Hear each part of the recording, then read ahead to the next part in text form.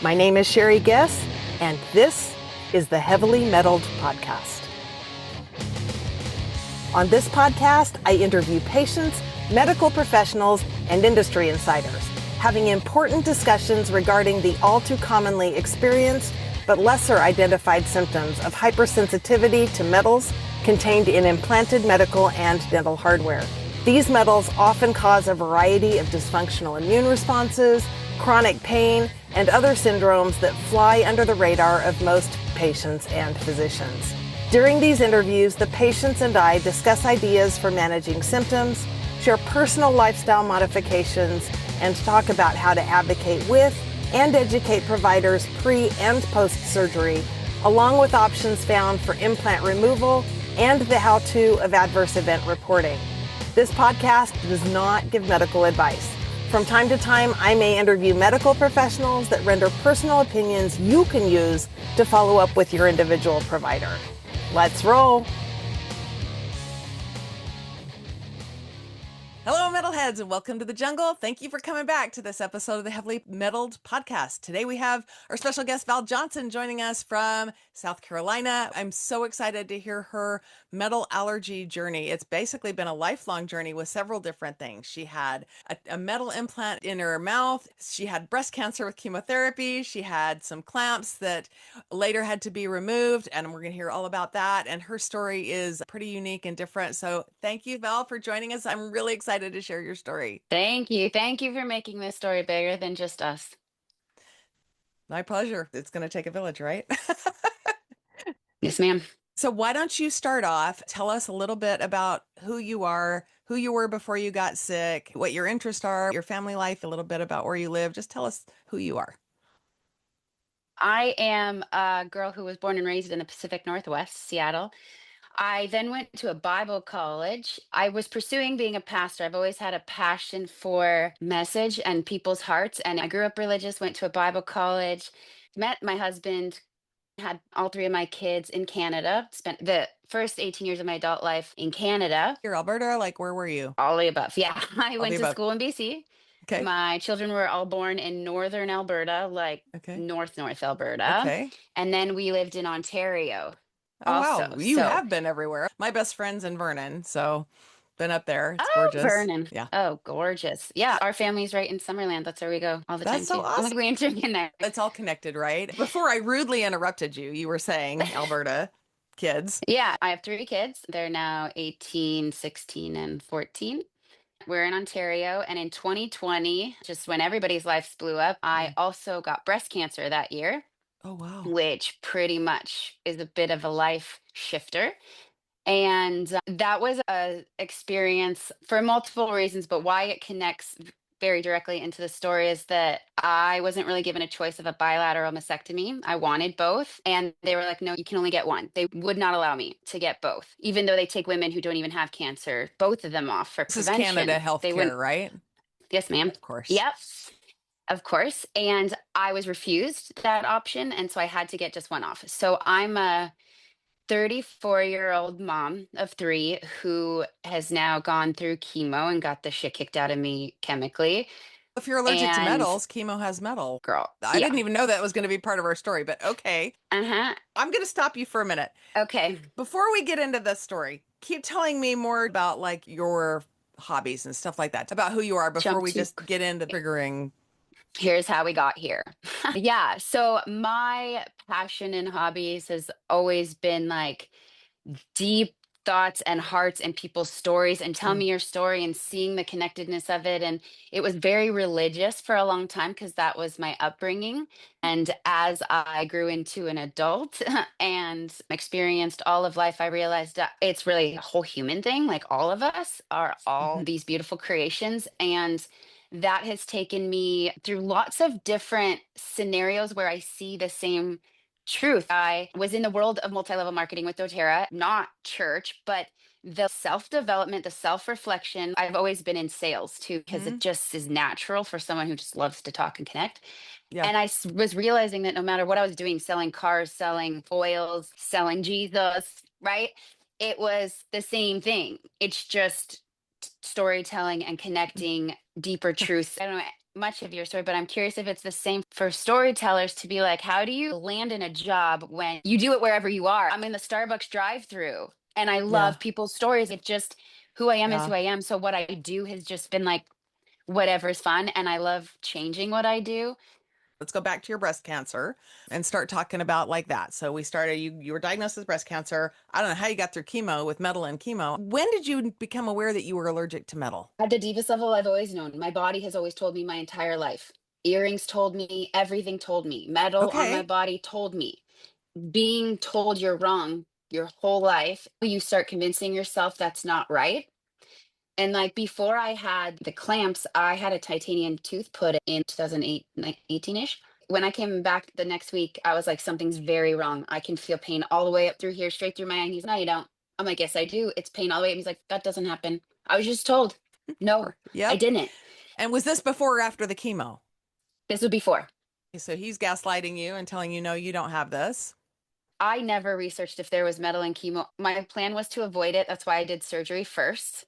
And after that, they were like, we didn't get clear margins. You had double DCIS that we didn't ever even see somehow. And it's in your bloodstream. When you get told you have cancer, it's this tidal wave of fear from the outside and inside. I was drowning in this circle of I didn't know what was my fear and what was projected fear because everybody around you is afraid. You don't even have to tell me I'm terrified. My mom died of breast cancer. My grandmother died of Oh, breast cancer. My great grandmother okay. died of breast cancer. I just lost her 2 years ago and I'm terrified of it. And I'm also not a mammogram girl. I get them, but I get them like every 18 months and I'm starting to do MRIs. I'm not going to make this about me, but my mom's was hormone receptive and I had a hysterectomy like 10 years ago. So I don't have a lot of hormones. So far, so good. But yeah, I live in mortal fear of that. And I don't have a BRCA gene. So Me neither. Isn't that interesting? There is so much fear rooted in cancer. So much fear. yeah. So back to your story. I mean, it's fascinating because my story, when you hear it, you're like, oh my gosh, it's crazy. But like when I share it and I'm sitting in the room with all the other people getting chemo, it's so not rare. And my story about metal is so not rare. And that's what is bananas to me is that it's a crazy story and it's so not rare. But it's And yet, told that it's yet our rare. doctors who we're supposed to trust will tell you it's rare, and it's not rare. It's just underreported and underrecognized because we're not taught about it. Okay, so going into chemo, I tried to avoid it. If I was told I have cancer again, I would not do chemo again. In full honesty, I feel like I did it for everybody else. My fear was not dying. I truly believe, like in my heart, that death is freedom of this short moment of matter, and that what Yeah. is truest is always true, and that the beauty that is us is never changing. And your grandma, your mom, your great grandma, they are all still just as alive in Oh, you and who oh they are, yeah. right? Yeah. My upbringing says that we lived before we came here. We were created by God and that we come here to get a body and have this mortal experience. And then we're resurrected with our bodies and we go and we have eternity, this big, beautiful experience that way. So I always said that I'm not afraid of being dead. I'm afraid of getting there. Isn't that interesting? Because like you are right now all the time. Like you just are getting there. That's like normal. That's like true for Yeah. all of us all the time. Somebody that I watch said, people ask me how I feel about being terminal. We're all terminal. Yeah. That's the freedom. There's so much Yeah. truth in that. And when you're ill a lot, when you're sitting with your mortality all the time, that cleanses itself. I feel like you go through a Oh, cleansing. Of course, this is going to die. Everything around me dies. Death is the beginning of life again. Like, of course it yeah. does. And you're at a place where I'm hoping I can get to because my medical PTSD is still very real. I get Oh, choked I up with that. bet. Yeah. I bet. What I heard you say was you said it was my mortal fear. It's not your spiritual fear. It's not your heart fear. And your mortal fear is just your brain and it's a physical Yeah. part. So it is a fear, but it's Yeah. not who you are fear. Our brain is stay alive. That's its job. So of course it would Yeah. fear death. And so did you know even that there was metal in chemo and how sick All right. did it make you? I'm curious from a metal allergy standpoint. I'm not going to lie. Until this moment when you said that, I didn't even know there was metal in there, but it makes sense. I didn't even know. From 2020 till now Mm, has been surviving and listening and mhm. learning and one foot in front of the othering to come off of this side and be like, oh my gosh, that was a lot of internal shifting. I didn't know. I took it because I pictured my gravestone saying, at least she tried. At least she Mm. tried. And if I didn't do it, I was scared my kids would say she didn't try everything. She didn't try everything. And I didn't want to do it at all. but I wanted to try everything so that they knew I tried. I think that's a double-edged sword. I think everything's a double-edged sword. I don't think anything is as black and white as we want, or it's always both, depending on what direction you're looking at the light.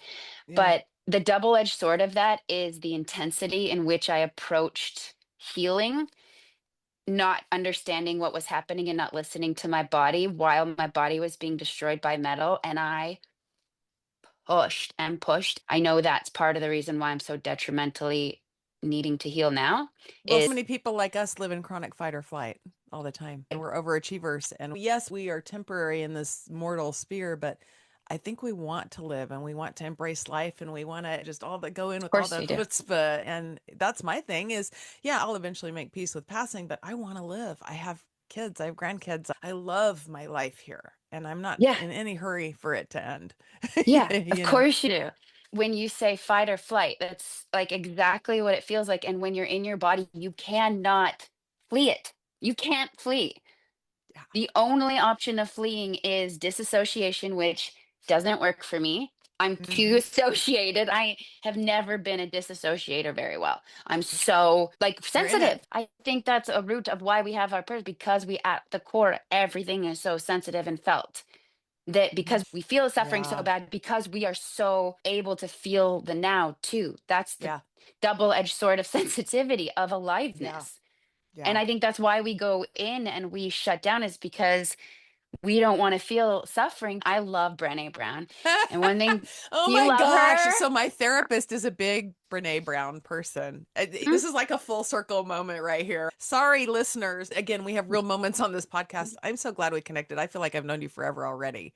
So this is a soul thing. that keeps being the of course that when I listen to it, that stuff, that darkness is the light is clearer. Do you know what I mean? And the yesness Yes. of what keeps coming into my life as I say, okay, who We're just, meant to live in yes. yes, We're ma'am. meant to live in yes, not opposition. Right?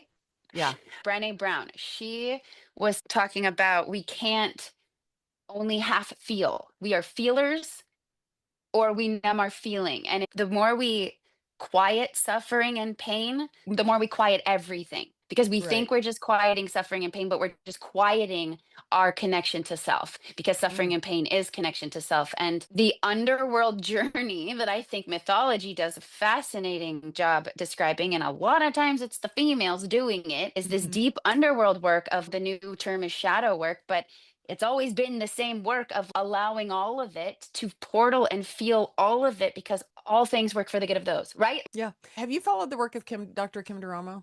Do you follow her at all? No, no, but I'm Okay. excited for a new I did a name. podcast episode with her on medical trauma, releasing your medical PTSD. You'll love her Oh, I love that kind of because stuff. she's I love like, it. what we resist persists. We have to open and embrace all of it. It's not, we can't label it good or bad. Even bad energy passes if you feel it. So it's just Right? the fluidness of accepting, which takes us out of fight or flight and helps heal our DNA. So I'm a big Mm-hmm. proponent of retraining your brain and limbic system, retraining once you go through chronic illness and injury like this. And it sounds like you're on your own path with the same thing. Yeah, because that's physically, somatically, spiritually, mentally, it's all repetitive. It's the pattern happening on all the levels, right? Yeah. And Yeah. listen, this is what I think is fascinating when I'm so excited about research. We are energetic movers. Mm-hmm. Scientifically, we're energetic. Our Mm-hmm. heart is It's all electric. frequency. It's all It's all frequency. frequency. And do you know what is physically a frequency disruptor? Metal.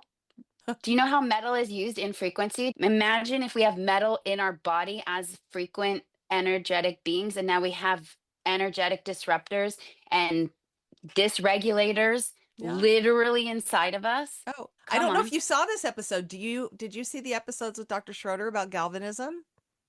No. Oh, let me tell you real quick because there might be some people tuning in on this video that have never seen the podcast before. Dr. Scott Schroeder, retired foot and ankle surgeon for 30 years, famous for lecturing doctors and surgeons worldwide on metal hypersensitivity. His episode just came out this week on his own metal allergy story, but he has detected galvanism within the body, which is an electrical current that runs between dissimilar metals. For example, you can have a dental implant that has a positive ionic charge. You can have a foot and ankle implant that has a negative ionic charge.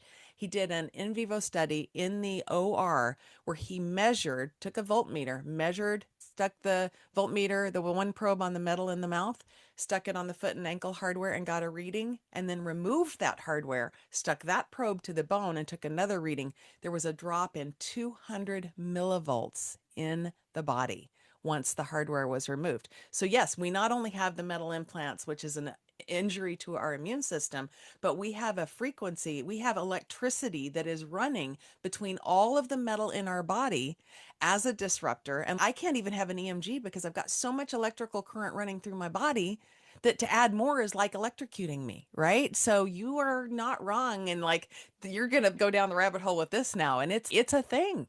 It's like people who are EMF sensitive or sensitive to MRIs. And I'm super sensitive. I come out of an MRI and I'm like, I used to be like this before I had 8 surgeries to remove hardware. My muscles and my nerves would jump and vibrate. And if I was dehydrated, it was even worse because we're like a battery, right?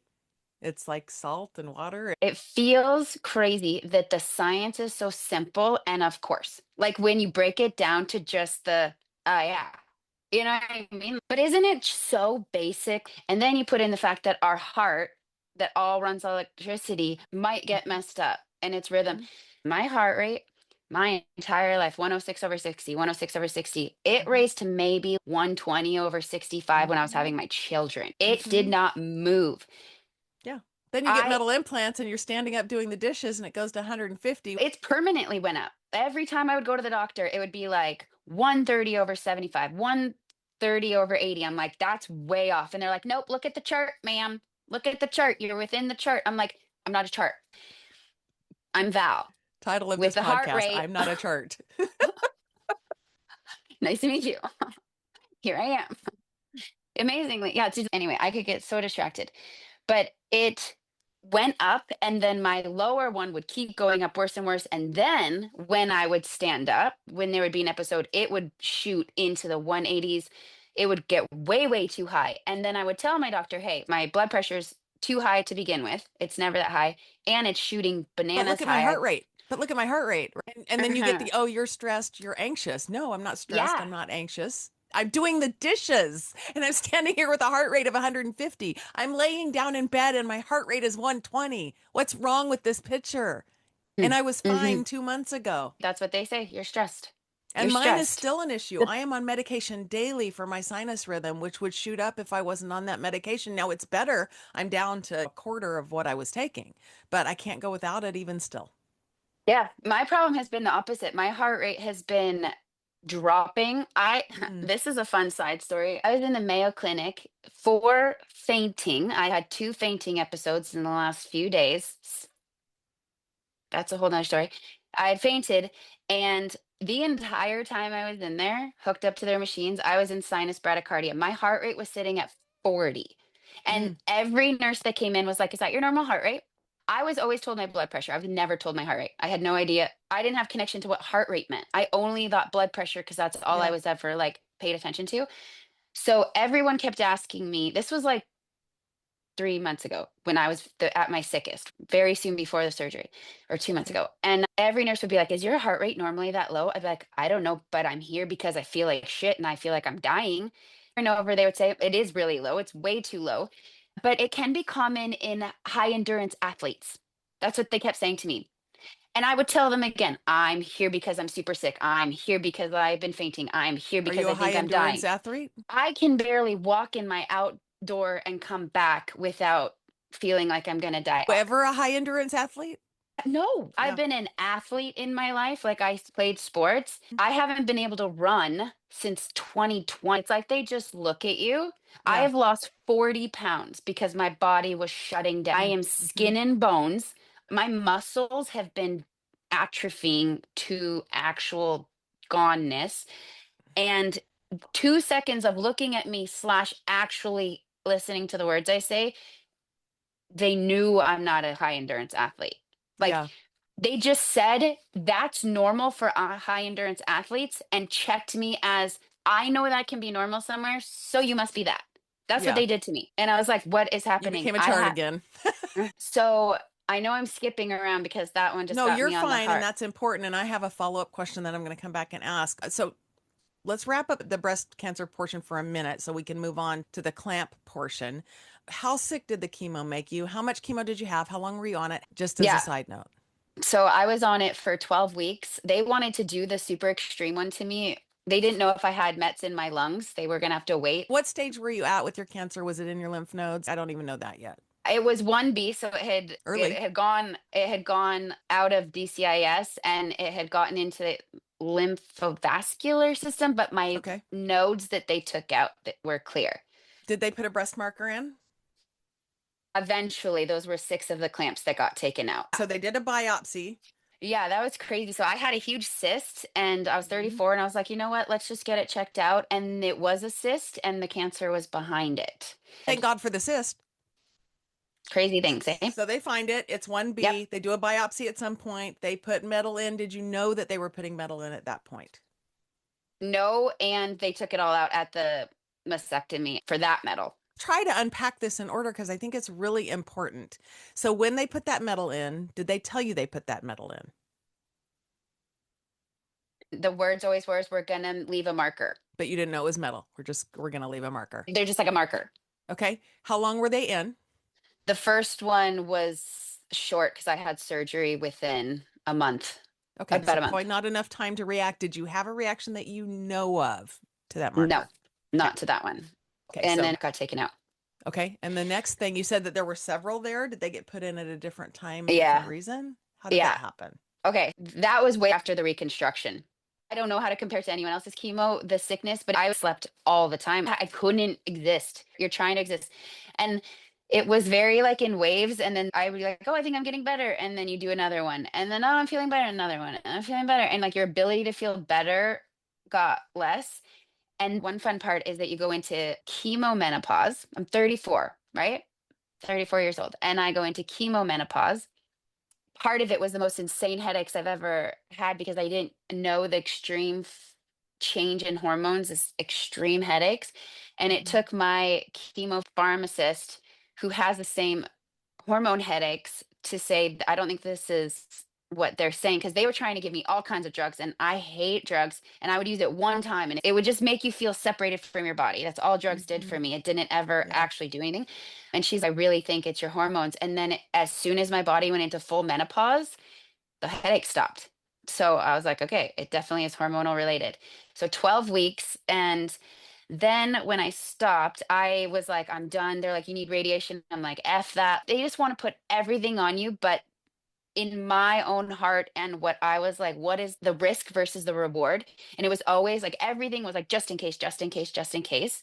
Yeah, I because I was like, almost feel like nah. stage 1, I don't know what 1B is, but stage 1, wouldn't just removing the breast and the cancer itself be enough? And maybe I know people that have had that only. I know people have had that and only radiation, no chemo. Like, why are they Yeah. throwing the whole book at this on a stage 1 patient? They throw the book at everybody. The book is thrown no matter who you are. They just throw the book because that's all they've learned, and that's where they gain financial But abundance. it But put you into remission fully? no one talked to me like that. It was like there couldn't be evidence of disease because the only evidence of disease had already been surgically removed. So there's no way of knowing. The whole point was there could still be it all floating in you because we didn't get clear margins and it was in your vascular system. But it's just a shot in the dark. You don't know. They can't Did you have guarantee it. PET scans? Never. I was denied a PET scan. And I just recently had to pay $3,500 to get a PET scan for myself because I've been refused it this entire time, Okay, well, saying here's I a didn't need one. question. Was your PET scan results good? I'm still waiting to get a full report. It was reported as per requested, Okay. but there's all these spots in my body. When you get scans on your own, all these scans, and then they're like, oh, you have a growth there and you have growths there. Mhm. I've learned about all kinds of growths in my body, and part of my journey is not being held by one doctor. Doctors just drop Okay. you after 2 or 3 times of same results. And so I'm still trying to get a full report on that. Okay, so now I have another Yeah. question. So Yeah. I've always heard that PET scans used metal. Did the PET scan use metal? Do you know? I don't know. I think most PET Yeah. scan uses metal. I live in all this fear of all these things. So chemo has metal, PET scans have metal. So this is the C word's a big word for me, Yeah. and trying to get out of the fear of all of those things. But yeah, so then you move from the cancer, which right now there's no evidence of disease, correct? At this moment that you know of. Yeah, that I know of. So when chemo ended, we were in the middle of COVID and we Hmm. were like, life's too short. And Okay. Canada was the effing worst because it just shut down. It was terrible. And everybody's saying existing was going to kill their grandma while I have zero immune system. It was crazy. I am not a passive enough person to live like that, especially Hmm. after I just went through what I went through. And Hmm. so we moved to Mexico. We took a dream job working with a not for profit that we'd been invited to for years and years. And we're like, let's just do it. Let's do this Nice. thing. And yeah, and we made that decision while we were on a road trip in an RV. We just RV'd the US for a month, just in our Right. own little cooped up thing. And I Yep. watched my body heal from that. I did the hike in Red Rock Canyon about 2 weeks after chemo, and it was 3.5 miles. And I slept for probably 3 or 4 hours after. But I was like, "Ooh, I was bald as a baby. My eyelashes were just starting to fall out. I don't know if this is normal, but my eyelashes didn't fall out till after chemo. So I look like I'm dying. I'm full chemo patient looking, but I'm just Yeah. coming out." And then about 2.5 weeks after that ish, we made it to Joshua Tree. And I did a 12-mile hike and I rested afterwards. And I looked at myself being like, I can physically see and feel myself getting stronger like this. Knowing I learned then, I know I can heal. I know the body can heal when it is given the opportunity. I know it. I Hmm. felt it. I experienced it. Hmm. Experienced the speed in which it did it. It's fascinating. And it wasn't the relationship of healing that I've had to wrestle with is it's not, some of it is my control and some of it is not. And where my Yeah. control and where my control is not is a very helpful place to land because I'm trying to control all these things I can't. And I'm not taking control of the things I should. I think it's important also to acknowledge too, because we say, oh, the body's built to heal and your mind can heal if it's your time to heal, because we all have a Mm, time. mm, And I think we need to speak to the people who may not be healing, who have done all the things mentally and emotionally. Sometimes it's not your time to heal. Always our journey is finite here, but sometimes for others it's more finite and you're needed on the other side for other things. But I think I agree with you 100%. If we are not ordained to pass from this world, yes, our bodies will heal. We're designed to heal. And I like how you say that, and I'll clarify what I mean. The experience of when my body stopped being invaded. When you stopped being a breast cancer warrior, when you Yeah. stopped owning that my breast cancer or my this or my that, I was told never to own that. We don't have to own that. Yeah. And doing chemo was a form of fight. And so when I stopped that fight. Yeah, because And people are all just, Dr. Kim Durama would say, people just fight harder and they fight this and they fight that. And you yeah. wake up fighting. Don't fight. Embrace, bring in, welcome. And it Ooh, changes the so frequency. seriously, so that invitation and that balance while there is a constant invader in your body is like Mm. was It's like, what? You want me to uh-huh. embrace this thing that's trying to kill me? And she would say, yes. Yep. Do you know what my mother-in-law called it? My mother-in-law said, "What if you weren't fighting it? What if you just accepted it?" And I was like, I never energetically ever in my life held anything towards this metal other than get the F out of my body, get out. That's all Hmm. I felt. And as she said that, I've always loved pearls, like pearls or jade, the whole concept of pearls, my Hmm. favorite. I think they're beautiful. And in that moment, yeah, God was like, pearl it, because a pearl is just the innerness of the Mm. mollusk. It's not just a Yeah. clam, or not just an oyster. It's many things make pearls, not just oysters. Yes. And it's their innerness surrounding the thing and creating pearls. So Yeah. that lesson came in when I needed it. I feel like so far my story's been like, it's been tough. And then I've just had some healing. But I had moments where I was like, I'm done. I can't fight. I can't run. And I'm losing. And there were times where the spasming would take up my chest and I couldn't breathe. And in those moments, I'd be like, okay, maybe I'm not going to breathe anymore. I can't do anything about this. Like Mm. Yeah. those moments where there's really no more fear at some point when you're just like, Yeah. I did Yeah. my best. Yeah. Yeah. Yeah. So I got out of breast cancer and then I got my period back, which was insane. And it came back in a out of control way where I would bleed for 2 full weeks. I felt like that woman in the Bible that never stopped bleeding, and my Yeah. iron was dropping extremely low. And they were like, this isn't good. But the drug that you're supposed to take for that is hormones. And I can't have hormones because my breast cancer was triple positive too. And so, if anything, I was supposed to be having hormone stopping drugs, but I also didn't take those because I was already in such a tailspin. I was like, I don't need more things making me worse. I need to figure this out. And that was really rough, was having that happen. And it made us decide I probably should have my ovaries out because I don't want to take hormone pills that stop you making them, because Right. the problems that they cause were the problems that were happening. My lining was getting thicker, so I was bleeding more. So it was like a nothing would fix it because everything would make one of the things worse. It was just like there was no win, it felt like. So that was just decided I probably should get it out. So we moved to Mexico. We have a very quick stay there, and then Canada's COVID laws and all these things switched everything up. It was just like a chaotic time of where do we land? Because this just uprooted everything. Right. And we found ourselves landed in South Carolina. And Okay. very quickly, like our dream home was there. And I got in with a doctor. They were like, let's check everything because they also knew I had a big growth in my thyroid. Go to see an ENT, and it turns out I have thyroid cancer. Oh, just that was a extra part of the story. They took this 3.5 centimeter nodule out of my thyroid, and it was thyroid papillary carcinoma. So I had Do a you have second form of Hashimoto's cancer. as well? I haven't been diagnosed with those things, but at the core, now that I've learned that my body at its root has a hard time filtering, and my filtration systems get really locked up. They've given so many different terms and names and medical concepts, but it seems to this deep root of highly sensitive, taking in everything, trying to filter everything and paying the price and having a hard time letting go. You know what I Yeah. mean? Yeah. Then I got in with a plastic surgeon because I'm totally lopsided. It's so awkward. It's so hard to shape and dress a body. Hang on one You're like second. half. I gotta stop you only because I'm not ready to move on from the thyroid yet. You had Oh it gosh. Yeah. removed, Yeah. the whole thyroid or partial? Partial. One Did they half. use clips? See, I don't think so. I look for them. No one said they did. I've looked because I've learned to look at CTs and every scan I can to look for metal because no one else does. And I don't think so. And the surgeon that just did it, he did my surgery with x-ray. I didn't have him check there though, but I don't think so. Then you've dodged a bullet because, several patients quite sick by 7 to 15 clips left in the neck when their thyroid was removed. My thyroid was completely removed and I got lucky, no clips either, but it's routine there. So I had no idea how routine it was. And not to be told, like the clips that we haven't even got to, I had no idea were in me. So Yeah. did you have any chemo radiation for that? No, they just removed it and good? No. Okay. Yeah.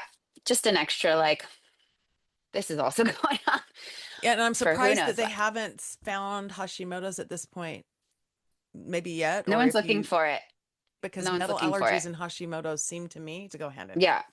So that Yeah. could be an interesting I've been follow-up too. curious and self-curiously diagnosed with Ehlers-Danlos syndrome because my entire family matches it. Yeah. So many of my issues match it that I'm like, it makes sense. Like my connective Yeah. tissue really struggles. My wounds Are you struggle to hypermobile heal. Like, everywhere? Because I'm only hypermobile in my spine.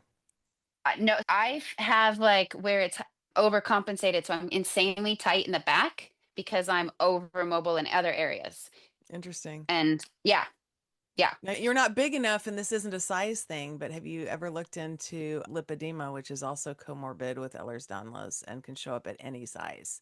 Do you know anything about lipedema? Is that where the things start, like your flow Nope. doesn't? No, that's lymphedema.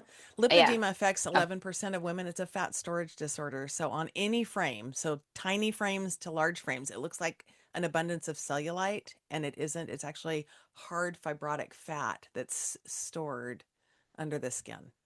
Well, That's very common do with you know metal allergies and EDS, and like I have Yeah. it, and Yeah. thyroid Do you know disease. what? It's like this whole picture. Right? It's a whole picture of, Connective tissue like you said, crap. yes, and the struggle of flow and Yes. like in and Yep. out. Yeah. Yep. So like Venous insufficiency and lymphatics and like all the things. I have a ton of lumps and bumps and stuff all in my right side where I had the mastectomy because after the reconstruction, I had all kinds of fat necrosis, like stuff died. So I find a surgeon because I did the research and I didn't want to be lopsided. I had a prosthetic breast, which would slip or be up, and they'd be like, "Mom, your boob's not straight." You're like, who cares? But also, that's tough. I found out about a surgery called the deep flap surgery, DIEP, inferior epigastric. I don't remember the P is. But the point is that it uses your own tissue, no foreign object. My entire point of the surgery was to have no foreign objects because I already had a friend who had an implant after her breast cancer. She had them removed after 11 years because of how bad her body was reacting to her implants. And I want no foreign objects in my body. So it was a reconstructive surgery where they took the fat, skin, tissue, and blood vessels, but not muscle, from my stomach, and then they reconstruct a breast. I did that June of 2022. And I woke up from that surgery totally drugged, totally like general anesthetic everywhere. My best friend came in and I was so bloody. I looked horrible. And I was like, I'm beautiful. I was so high and happy. I was in such a high, happy state. And I told them, I have pain right here in my lower left quadrant. I have a pain right there. And they're like, no, you don't. I'm like, yes, I do. Something's off right there. My father and stepmom walked in. They're like, how you doing? I'm like, I'm great. I am beautiful. And there's a weird pain in my groin. I Your was talking groin? about like lower left quadrant. So it's like down in there. And now Above your what I've groin. just Just, above and just what atop of thigh, bottom ish. abdomen. Okay. Yeah. And what has happened as the years have gone by is everything has died and it's all fell. So the center of the pain has gone like Okay. this, but it was lower left quadrant. Okay. And that is where the journey began. No, your journey began a long time before that, I girlfriend. I'm know. just saying. Yes, that's where this journey with the clamps began. Okay. And so it never went away. And what's fun to me is that this entire story is documented in every one of the doctor visits I've had because there's been bajillion, and the story is always the same because it was what was happening. And yet, Yeah. so I kept having pain there. I went back and they were like, it's probably just scar tissue. You just got to rub it. So then that pain started then and just has been growing the whole time. I had a revision and oophorectomy in November of 22. For people who don't know what an oophorectomy is, that's the removal of an ovary. And my tubes. Okay. I had both That's a ovaries. salpingectomy. Oh, okay. I had the ovaries, tubes, and they left the uterus. Okay. Because she said it was dirtier surgery. Bilateral? Yes. So bilateral oophorectomy, bilateral salpingectomy. And you know how you're saying things were pretty extreme on my body? So I had the thyroid surgery April of 22. Okay. I had the reconstructive surgery June of 22. And then I had a double whammy surgery November of 22, where both surgeons came in at one time because in my logic, you pay for all of it. And the year was about to go up and I was going to be drowning in more debt. So I was like, let's do a twofer. I'm already open. Why not? Because So the reconstructive surgery was the breast. That's the deep flap. Yep. The oophorectomy and salpingectomy followed that. Yeah. So in that second surgery, the deep flap came in and he did two things that time. He filled my other breast to balance. He fixed all these scars. And so what happened in that one was when he added another clamp up in my upper right, left quadrant, upper left. And I didn't know that's when that was added, but that is where another clamp came from that surgery. Okay, stop for 1 second. Dental implant, was that removed? Oh no, I've been living with that. Oh yeah. Okay, we'll come back to that. Tell me where all the clamps were. Yeah. How many and where? Yep. So at that point, I had 3 clamps in my lower left quadrant from the first surgery from June. From the oophorectomy and salpingectomy, they used clamps? Nope. No? From the deep flap. Okay. Yeah, he clamped off 3 vessels. And I let them know that I had bleeding issues. When I had my mastectomy, I woke up. I was in so much pain. They looked at me, they're like, oh, she's totally bleeding. And I had to go back under surgery. They had to totally open me up again. So I told him, this happens to me. And when I woke up from that original deep flap, it was only just over 4 hours. And it's supposed to be at least a 6 to 8 hour surgery. And so the logic that clamping me was just faster and easier than actually allowing the body to clothes because they're not necessary. They don't have to use them.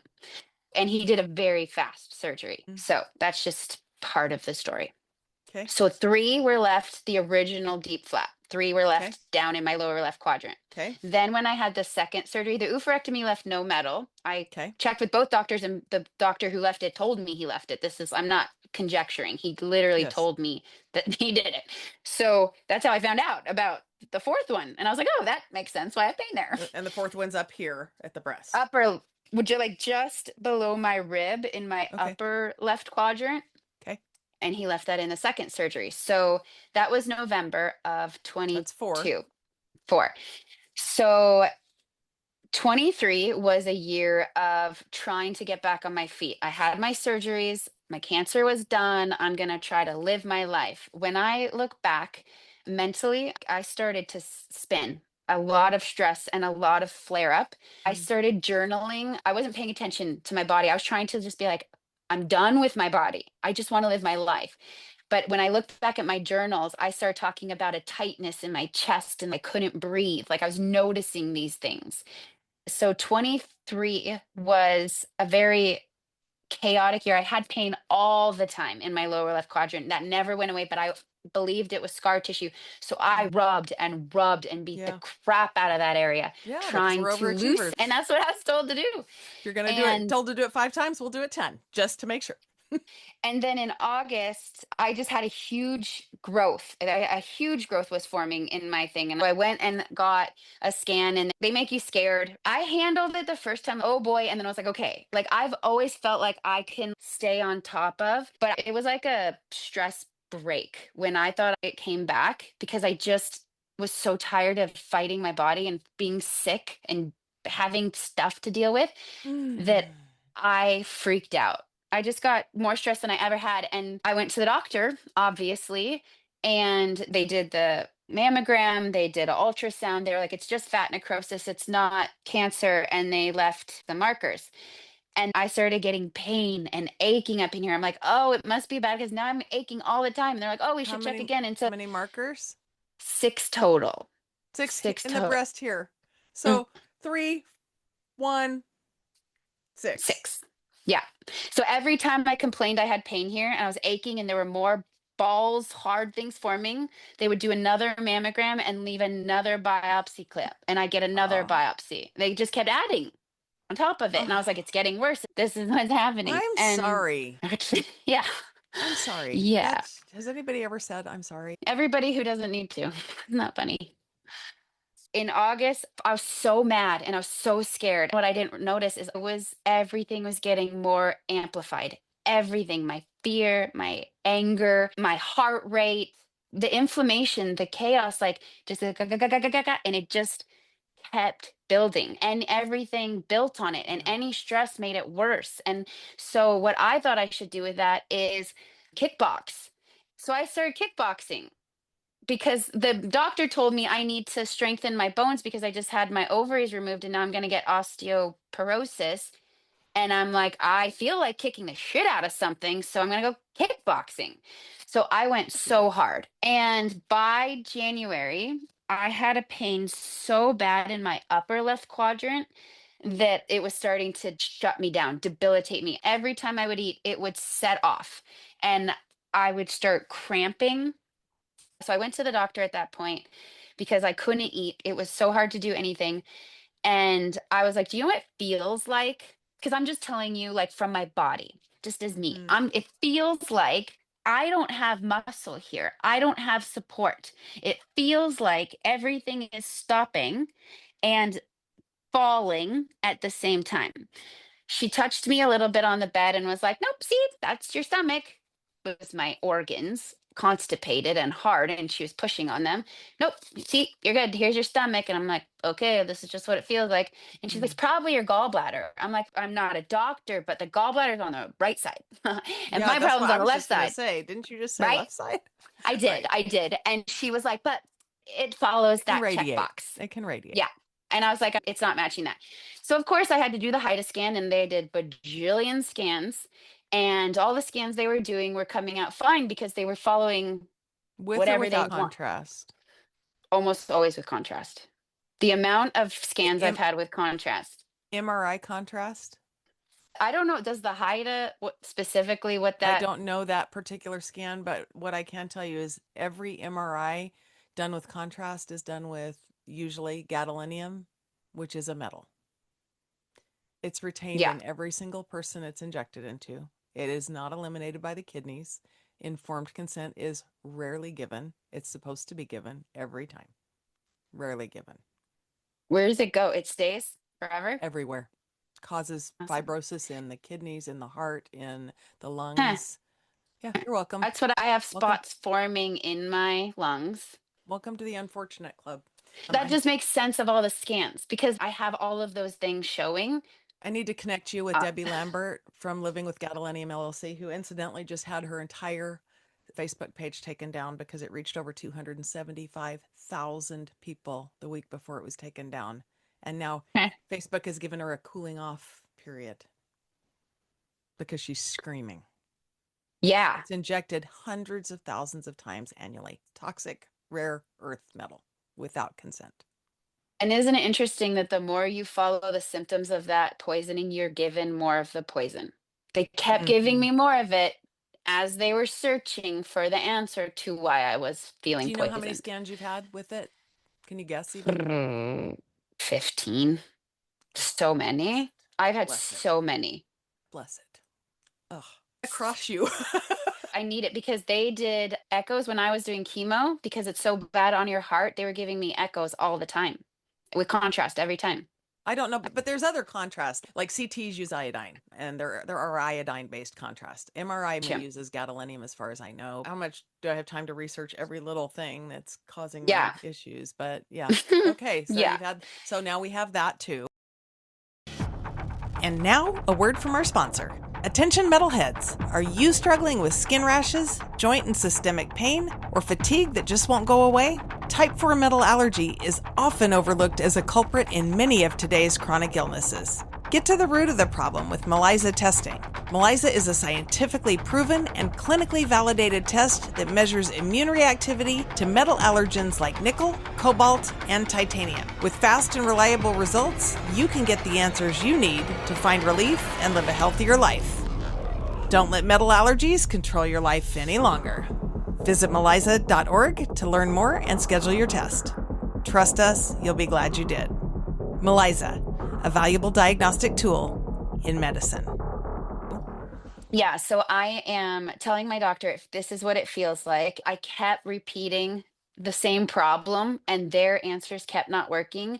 It got me in front of the same surgeon who did the kind of surgery. If it's connected to that surgery, this is where the metal came in. I went to the emergency room December of 22. And I said, I have all this pain here. The ER doctor came back to me. He said, ma'am, the only thing that is in the area of your pain are the staples.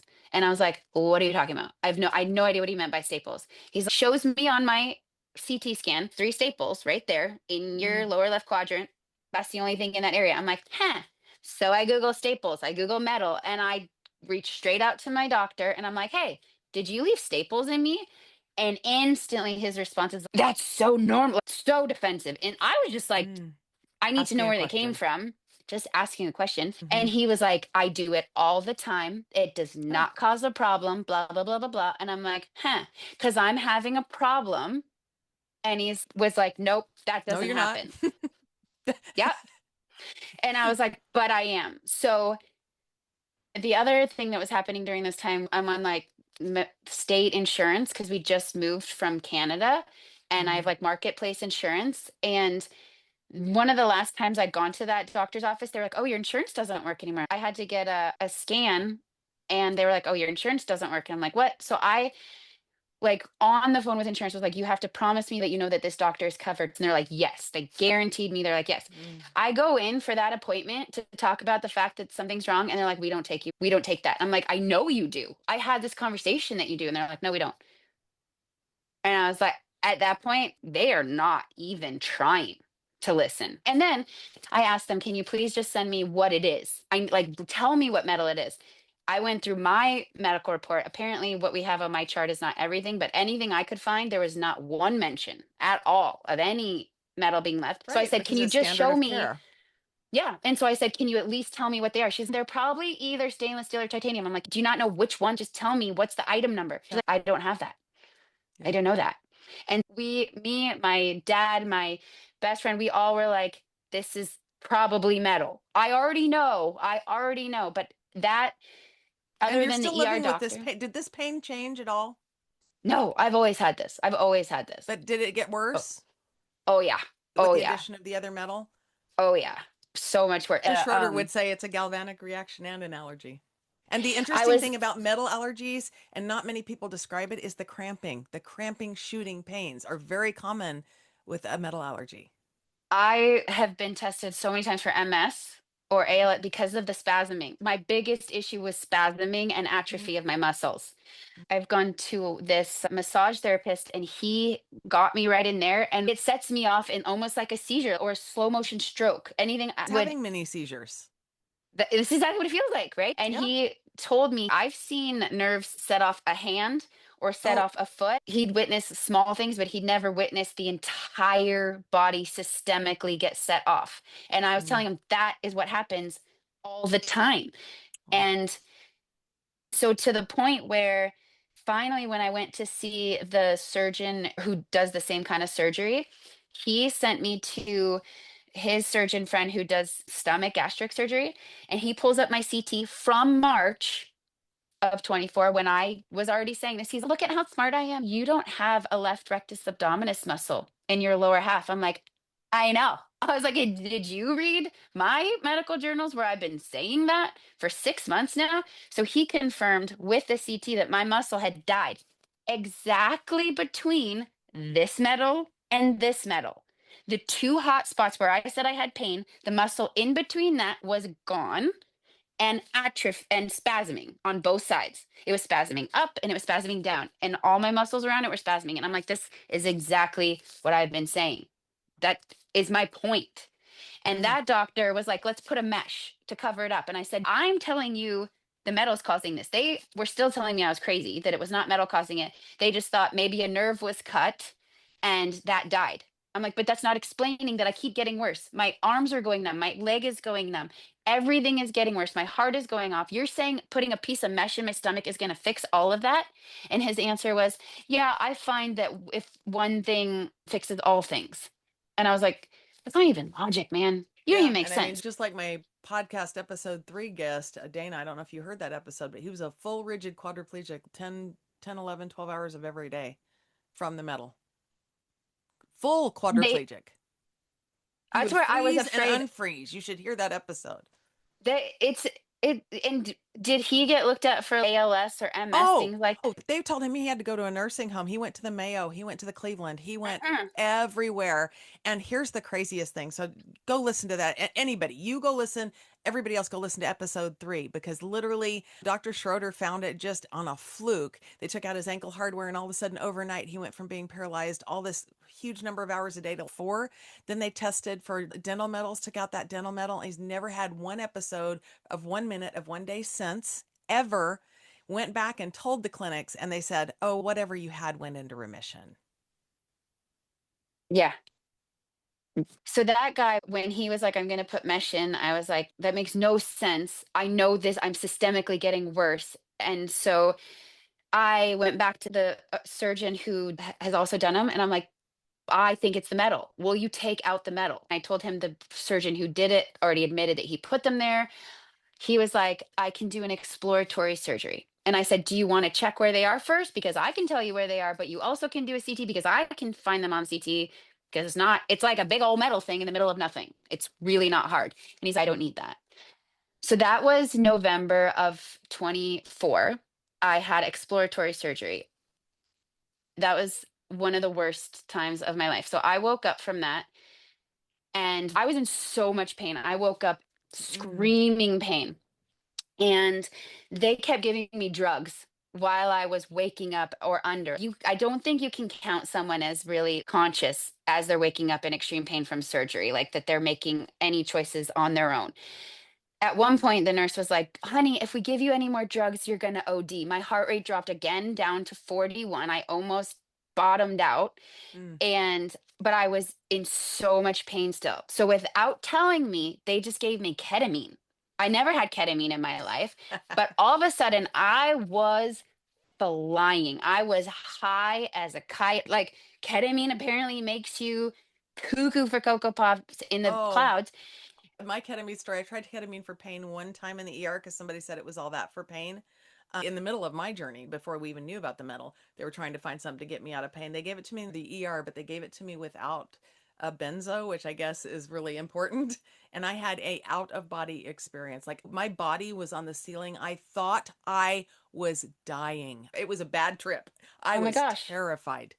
Yeah, I Terrified. was seeing demons in my room. I didn't sleep for 36 hours. If I even thought of stress, it was like my Yeah. heart was out of control. I had zero control Sounds like over you my got heart. ketamine without Valium too. It was horrible. Then the other thing that happened was I woke up and they're like, we didn't find him. I didn't find him. That's what I found out when I woke up from surgery. They were like, how are you feeling? And I was high on ketamine. They're like, you're great. And sent me out. So for 36 hours, I could not sleep. I ended up back in the ER because I was in so much pain. And they, to my face, were like, if you're not dying, we won't help you. And we can't send you over to the hospital that we're connected to because of a billing issue. And I was sent back home. That's how it was treated. And after that was the end of 24, and 25 was a year of trying to figure out, how can I do this and be heard? Because it was then just a constant, no matter who I went to, I learned enough that the system was like, nope. And I was getting worse and worse. And one of the things that my husband lovingly called it was amplified, because the inflammation and the pain was all the time, that I would be amplified.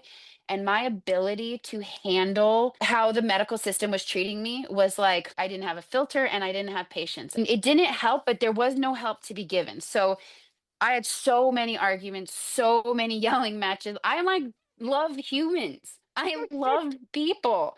It's now a vortex cycle of draining to death. I know I'm dying. I know my body is failing. I Would know you it. just run And through the symptoms you had real quick? Just list them for me.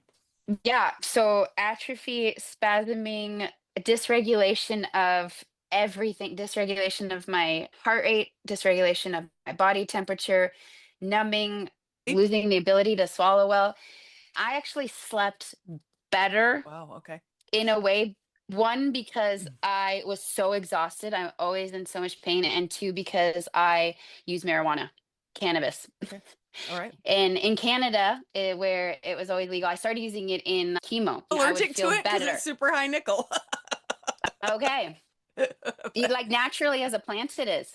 Yeah, Oh, crazy. Yeah. I know. Yeah. But it could, but nickel could release histamine, which could make you tired. But I think pot also makes you tired too. So I don't know. Yeah, it I was one does. of those that I It was does. always allergic even before I knew I had a metal thing. I went back in my reckless youth when I'm 13, 14, I would smoke a joint and I'd be sick for a week. I'd be high for There you 15 go. minutes and sick for a week. And it was like, nope.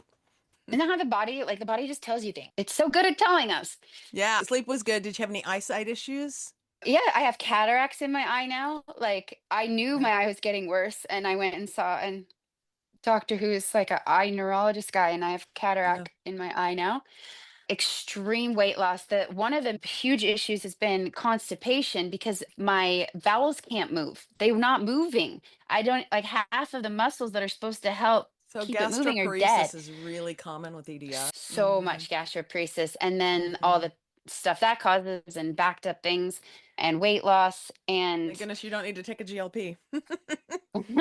I'm like, oh man, I would love to have some fat back on my body. You Yeah. lose it and it hurts a lot. Yeah. Mm. And the spasming and the atrophying was where I've been most concerned, because like my left leg was getting smaller than my right leg. Like, I thought I had ALS or MS. That's what it was acting like. Yeah. Everything that I put other than metal allergy. Well, I had brain lesions at one point that looked like Did MS. It you? wasn't. They're gone now.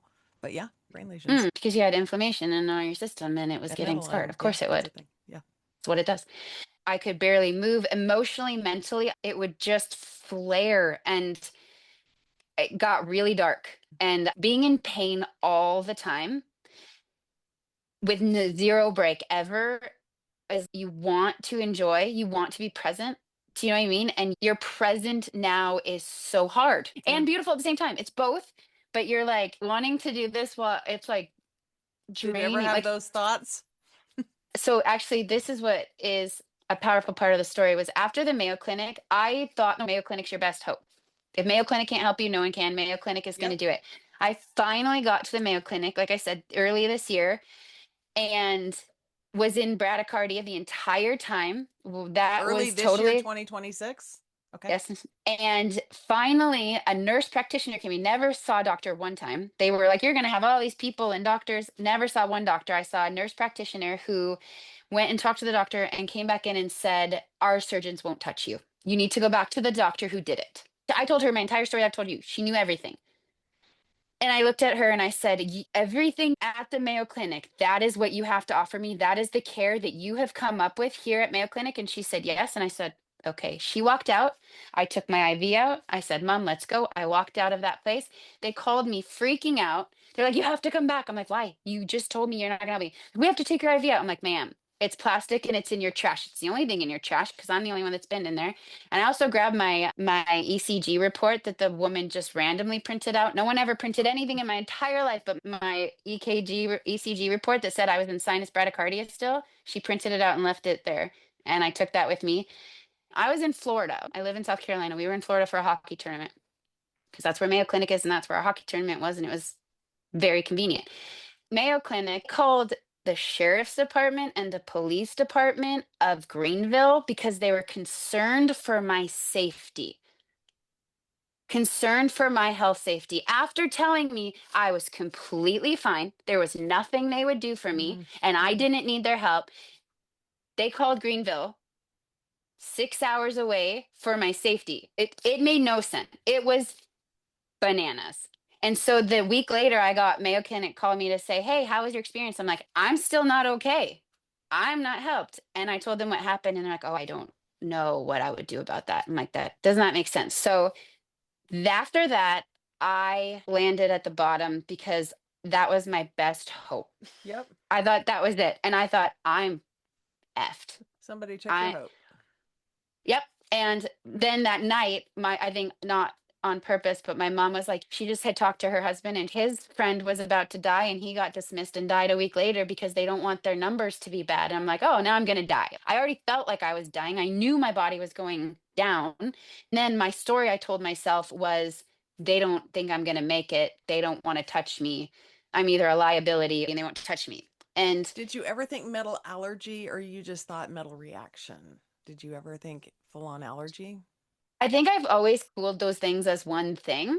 Okay. Because I knew my ears always reacted to cheap metals. I've always had a medical or a metal like sensitivity.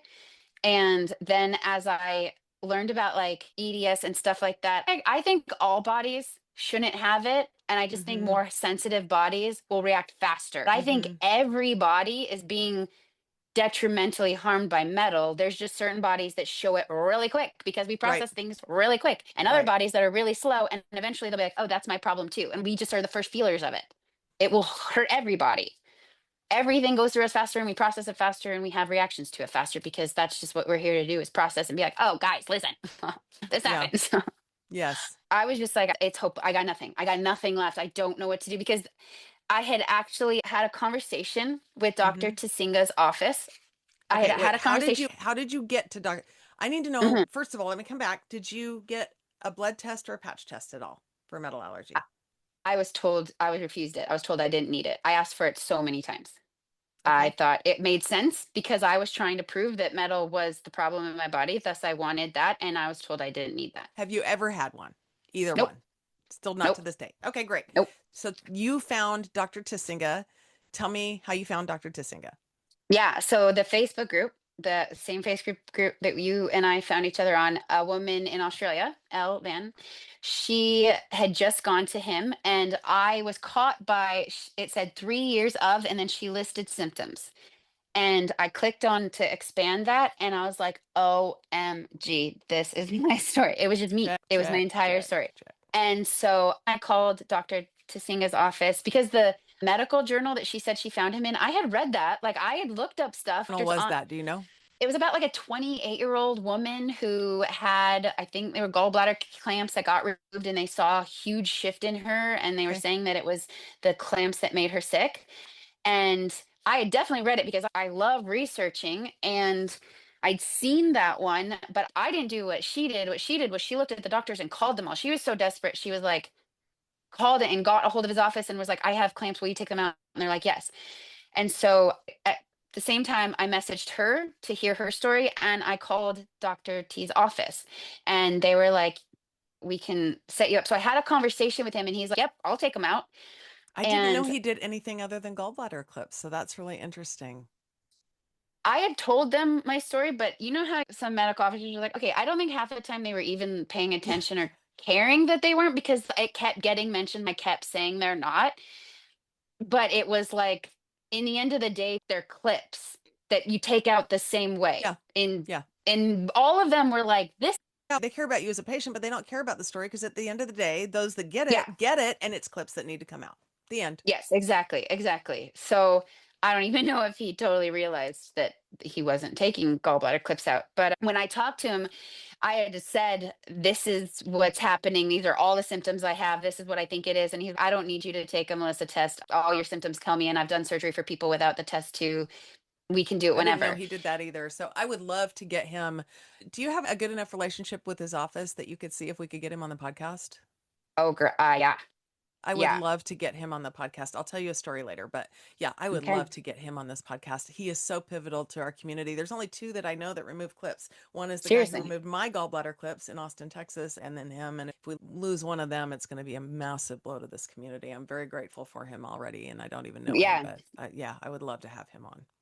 Yeah. Yeah. His medical students are actually doing a medical journal on me, on my story. They interviewed my family all while I was under. They've tracked, and then I just had a long conversation with them. They're going to follow up with me, and it's going to be another journal, which will be just another way of people to find. Can I ask you if you ever knew if your clips were titanium or stainless steel, or if you ever had them analyzed? I never did before. The doctor wouldn't answer me, but now that they've been out, Dr. T himself was like, straight up was like, those are stainless steel. I know, I can tell. He took the picture of them and told me straight up. Did So you get them back, or did he retain them? they still have, I want them back. They said I can have them back. We just have to go back to Chicago to get them, but I did ask to keep them. Like, you have to And it's, go back? You have to fly back? oh man, it's like lock and key and very specific. I didn't even Like, it have was to do really that in hard. California. I got my Yeah. car. It took a month, but I had to fill out all the paperwork, but I finally got mine back from California. Yeah. Yeah. They said we had to pick it up in person, but maybe eventually they'll be like, guys, that's not that convenient. But I have asked for them back, and as far as I know, they're still saved for me. Okay. Yeah. And Dr. Tsinga Where? is in Missouri, right? He's outside of St. Chicago. Louis? He's out of He's in Chicago. Really? Why did I Yeah. think that then it's a weird town name, right? No, downtown Chicago is where Really? I swear Yeah. it was like Oak Park, Illinois, or some different place that I'd never heard of. maybe, yeah, you know, his office is like a little bit of a drive. I So wonder maybe, if he hangs out with yeah, the it's listed like orthopedic that. analysis people at all, since they're in Chicago too. Yeah, I don't know, but he's writing another medical journal. Like, he's big in sharing the story for I'd sure. be really interested to know what metals you're allergic to, because it may not just be nickel, right? Yeah, Like I would multiple too. things in stainless steel. And actually, meeting that whole crew was very eye-opening, because they told me a story. They have all these fun stories because they're like watching this happen, these nurses. At the hospital, they're like, oh, Dr. T's surgeries keep being women coming from all over the place to get metal out. They've had Alaska and Australia, and I was Yeah. South Carolina. And their one story, two different people told me this. This woman came in head to toe red, lobster red. For years, she'd been inflamed, always red. They said that when they were wheeling her out of the surgery room, she had already started turning white to pink from here to here that quickly. For Mhm. them, that was the fastest visual they had ever seen shift. And they were like, we believe you. We are watching this. Did he get them all? Did he get the markers? He said the markers, some of them were taken out. How did they all come out, and are they all gone? Yeah, I knew I had 4, and I knew I had some here because I had seen them, and I knew. I didn't know I had 6. He got more than I thought I had. I was expecting maybe 6 to 7 things would Mhm. come out, and when he said 10, I was like, what the Yeah. OMG. He checked this side too, just to make sure. He said there was no other markers, but I haven't had biopsies over there because that's not where it's ever been. He did the surgery with an x-ray machine. He would turn it on, check and turn it off. So And he yeah. removed the biopsy markers too? Yeah. And I had I asked didn't him know to he do did that. that. Girl, so when I had my very initial Okay. consult with him, I was like, this is what I have. Will you remove it? He's like, I can remove metal. Yep, no problem. And I was like, I also have biopsy clips. Would you remove that? And he's like, yeah. And then the day before surgery, I got there and he didn't remember, but he's so busy. And I was like, I have Yeah. them there. He's, oh, if they're there, I can find them. And I was like, Boy, do I have okay. a patient for him. And this whole time, I was really scared it was going to be fake. I was really scared Elven was fake. I was scared his surgery office was fake. I was scared the entire thing was fake. Yeah. I thought maybe the entire Facebook group was like Fake. a marketing scheme. Do you know what I mean? I was so scared Really? because Okay. everything I'd done up until then had gone nowhere. Hmm. Always. It was private. It was $15,000. Insurance wasn't an option. And so my family did a GoFundMe for this. And I was like, they're going to steal my money. Everybody who gave me money, I'm going to have to say I'm sorry. I was so scared because Yeah. I was in so much chaotic fear. Yeah. And so when he was like, yeah, I can get him, like when doctors talk, it's seriously hard for me Wah, to wah, even wah, wah, wah. it's exactly what it is. So when I woke up and I felt my body, and then I was shown the 10 clamps, I knew that I was different. And the fact that he got more out of me than I even knew I had made me feel like that man really looked. He did more than I thought he would do. And God bless him because you cash paid, but when insurance pays, they don't pay a lot. He Yeah, does take I've insurance, correct? probably they like Yeah. didn't ever ask me for it. I don't know I don't if even what want to insurance think. even covers it. I'm definitely going to have this patient, Dwayne Armstrong, who was on the podcast a few episodes ago. He just had cervical and lumbar fusion hardware removed. He got his whole life back. We need to have him probably back on for an update. And he did have some continuing inflammation from a little sliver that his neurologist took out, and then he healed up perfectly. But he has a bunch of clips from a genetic condition that he's had since birth, and they've put a bunch of clips in, and he didn't know how people would find him. And I didn't know that Tasinga took out anything other than gallbladder. That phone call is probably going to be happening right away. That man is brave and he's just doing it.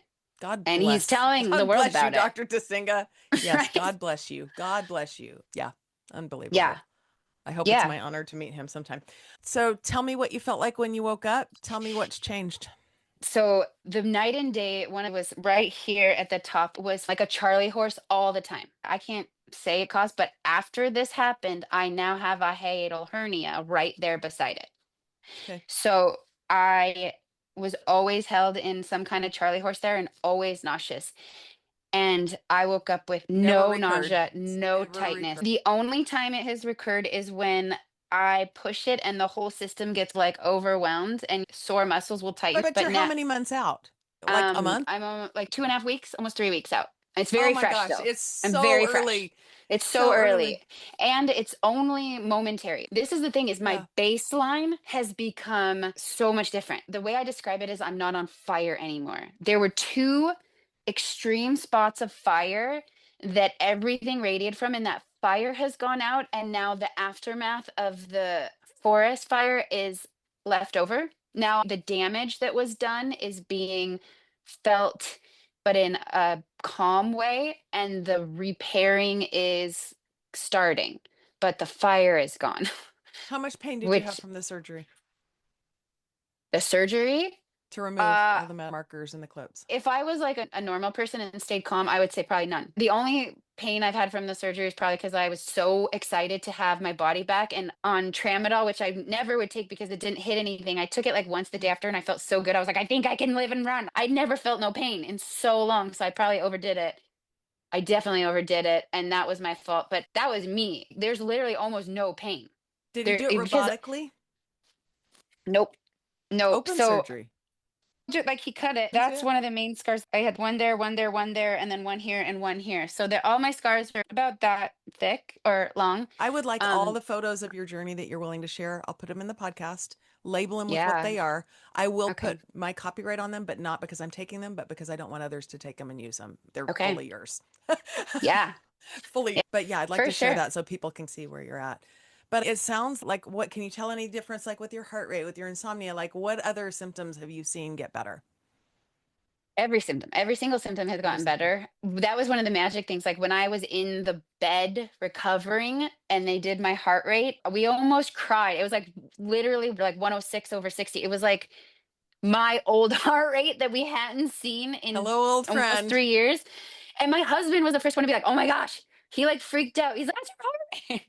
Like we've never seen Isn't the it. validation so nice? It's like too good to be true. You wake up and it's like all the Yeah. things that those of us who have been on the journey and are a little ahead of you have said would happen. They happened, and you're like, I'm a miracle. Yeah. I get this Yeah. miracle. I get to receive this miracle. And God bless the people who aren't fortunate enough to receive that yet. Like I don't have chaos in my head. Like I could feel inflammation and pressure going up my spine and into my head. I could feel pressure all the time in my spine and my head. And that cloud was gone. That chaos was gone. That clanging was gone. I talked to my friend on the phone about a week later. She's like, girl, I can hear it in your voice. I can hear you are different, partly because I can breathe more. The minute you open your eyes from the surgery, you just feel lighter. You're just like, hello. Yeah, lighter. And like I said, the fire was gone. Like I was calm. Yeah. Can I It insert was something calm. into your story, something of mine? Yes, ma'am. Because I think it makes a difference here. And we talked about emotions and being triggered and all the things. And I'm either there or almost there, but I've had close to 50 surgeries, close to 50. Oh, And I was at the end. I was done. And I'm very triggered currently because I got told yesterday that I need another surgery. Now, this will ultimately be for my benefit, but I want to show you something. But it's crazy how we get so tired. And I have to remember that this is for my benefit. I'm going to put the picture up on the podcast. Can you see this white bunch of stuff right here? yeah. That is inflammation surrounding a screw from an L5S1 fusion I had in 2014. Mm, Now you can see it much better. it's So huge. it's a lot of fluid. My neurosurgeon looked at it yesterday. Now, this is a neurosurgeon who is going to come on the podcast and we'll talk about this. But he, for a long time, said, no, that screw can't. He took out 10 of 13 pieces of my lumbar hardware, but he said that screw can't come out. 4 out of 5 doctors have tried and the patients have died. And I'm like, okay, I guess Oh, that one's staying in. Yesterday, when I saw him, he's, what is this? And he looked at me, he said, that's fluid. That shouldn't be there. I highly recommend we go ahead and get that out. And that will take a vascular surgeon. But I'm like, I thought you said I would die. Are you walking that back? And he's the best guy. And you know better, you do better. And he's, no, mm, that at that level, there is a clear path to that. And I think you'll be fine to have that removed. And I would encourage you to do it. It's clearly causing inflammation. And I was relieved and devastated all at the same time because this is going to be mm, another surgery.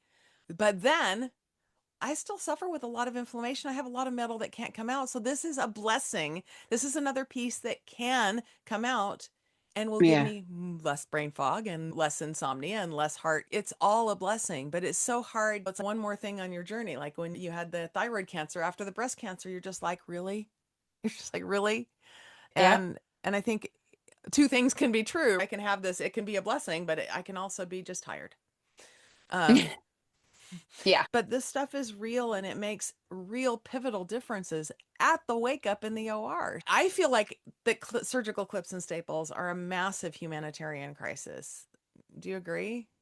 Oh man, when you said, I loved how you said that because, like I said too, and what I truly believe is, I think everybody's going to have this problem. I think we are the canaries in the minefield here, and we're the Yeah. first ones to be sensitive and feel it.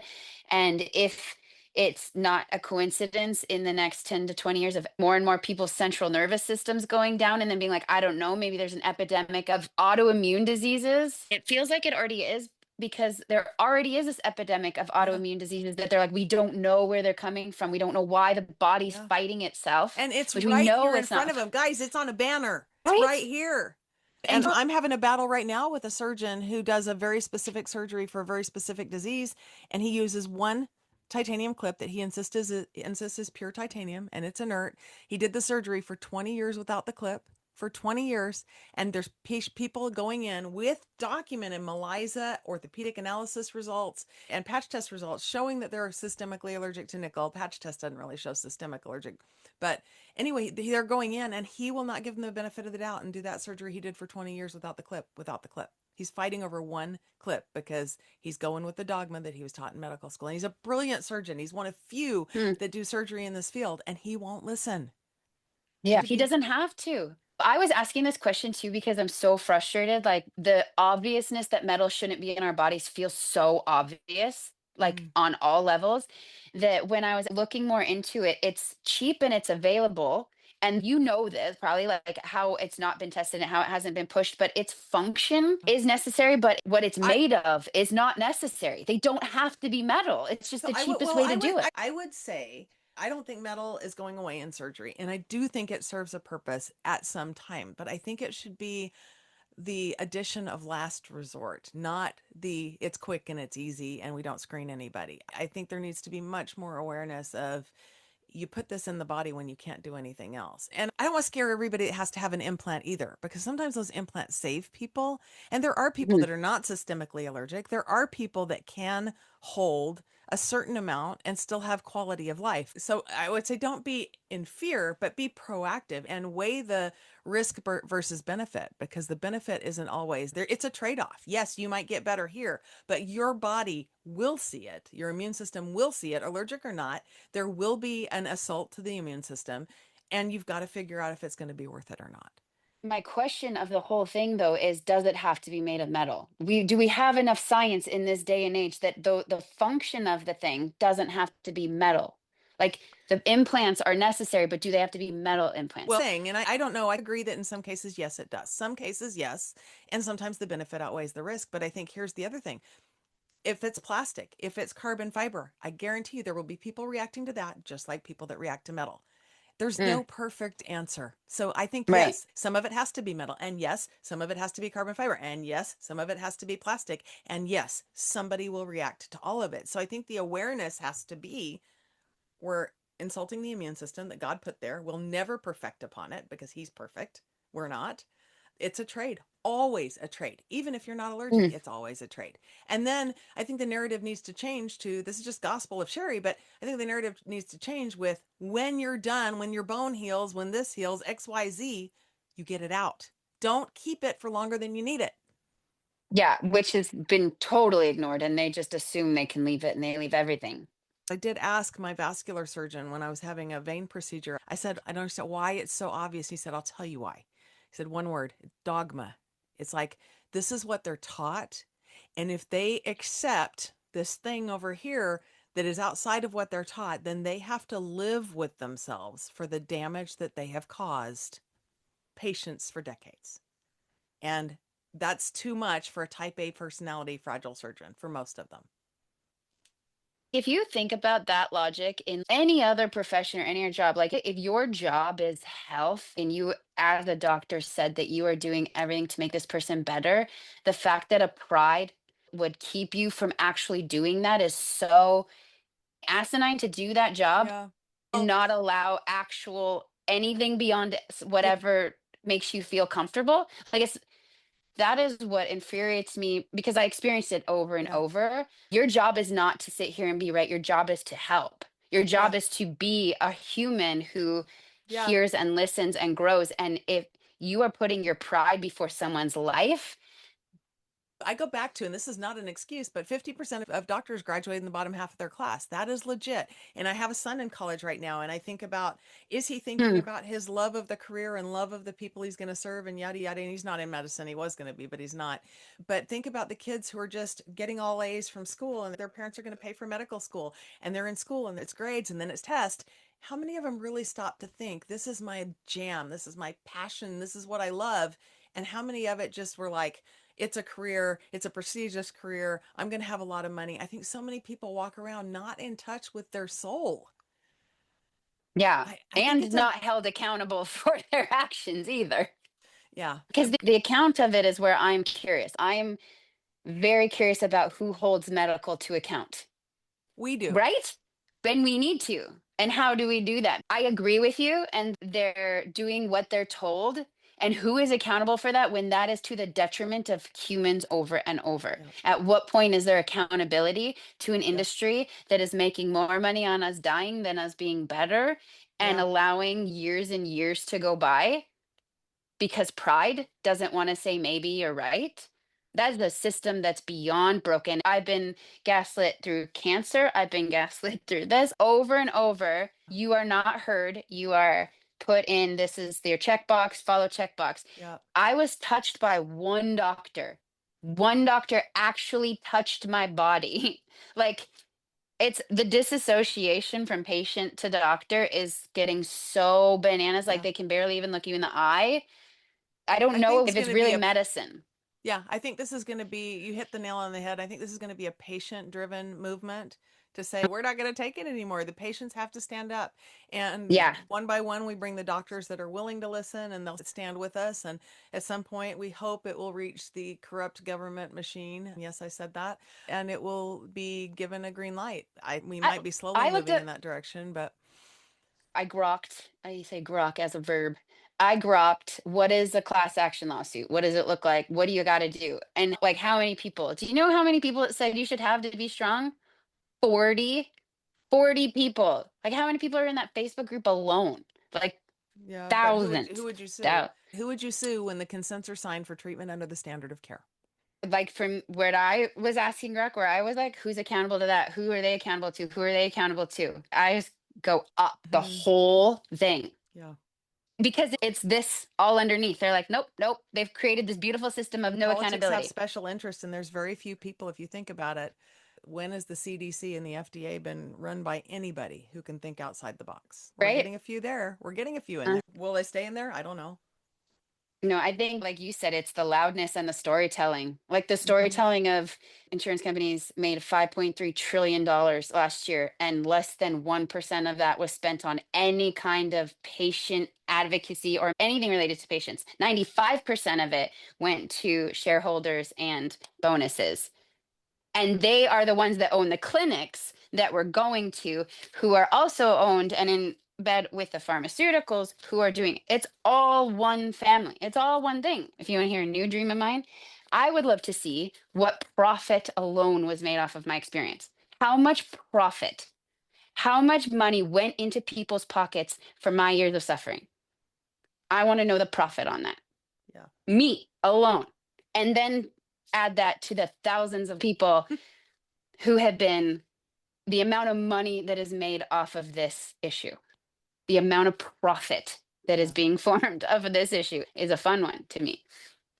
So after I've been sharing recently my story and women have reached out, the thing that I encourage for every person who has this, but not even metal, just in general, to know that you trust yourself always, like you know that. And when you're told no, and when you're gaslit, and when you're constantly being outside not confirming the inside, it is an invitation. It's been an invitation to me to get intimate with that small voice, because it has Mhm. always been right. It has always been right. What I knew that I knew was always right.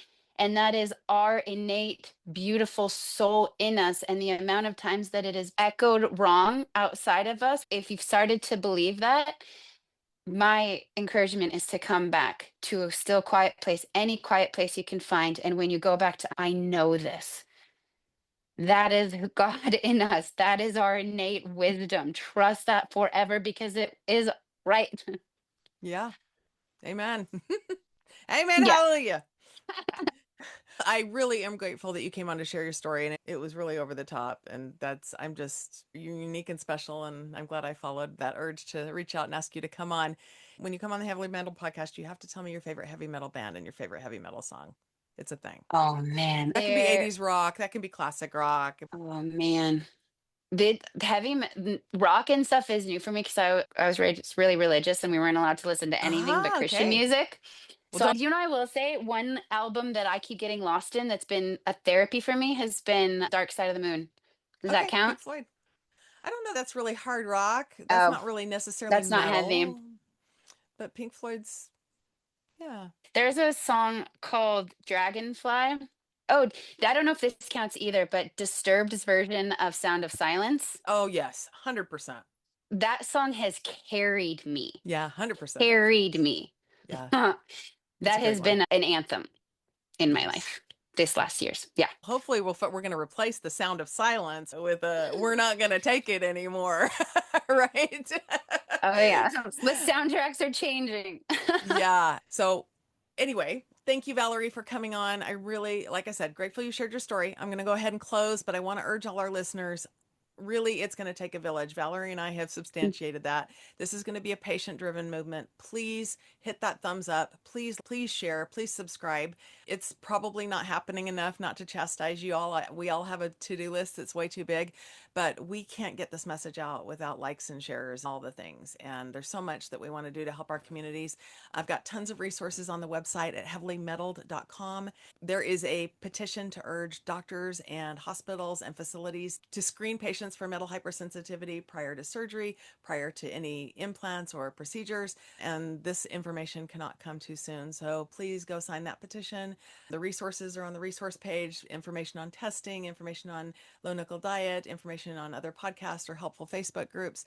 Please go there. And again, thank you for being part of the community along with Valerie and I to tell the medical community that we're not going to take it anymore. Thank you for tuning in today. Please don't forget to follow me on social media and to like, share, and subscribe. My primary mission is reaching out to others who may be suffering from hypersensitivity reactions to metal implants and pointing them to resources that can assist with hope, help, and healing. If you know someone that suffers from a chronic illness, you might ask if they have any implanted metal hardware and if they've ever had a reaction to jewelry or metals of any kind. Might not even be on their radar. Visit us at heavilymeddled.com where you can find images and documentation relating to our show today, as well as a number of valuable resources and links to assist you on your own personal healing journey. Until next time, keep on rocking.